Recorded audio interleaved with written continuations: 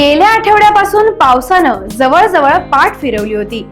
अखेर हवामानात बदल होऊन घामाच्या धारांनी हैराण झालेल्या मुरुडकरांना शुक्रवारी दुपारनंतर श्रावणधारा बरसल्याने दिलासा मिळालाय। श्रावण महिन्यात पावसाचे प्रमाण कमी होऊन मोठ्या प्रमाणावर उष्णता निर्माण झाली होती। पारा 36 अंशाचा वर चढला होता। त्यामुळे उष्णतेच्या काहिलीने अनेकांनी घरातच राहणं पसंत केलं होतं। बाजारपेठेत तुरळक प्रमाणात गर्दी दिसून येत होती।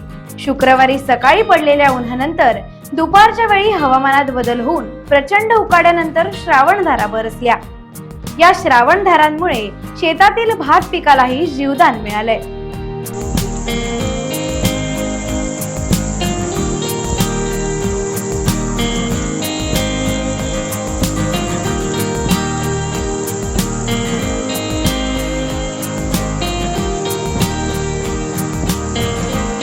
टाइम्स डिजिटलला लाईक करा, शेअर करा, सबस्क्राईब करा आणि बेल आयकॉन दाबायला विसरू नका।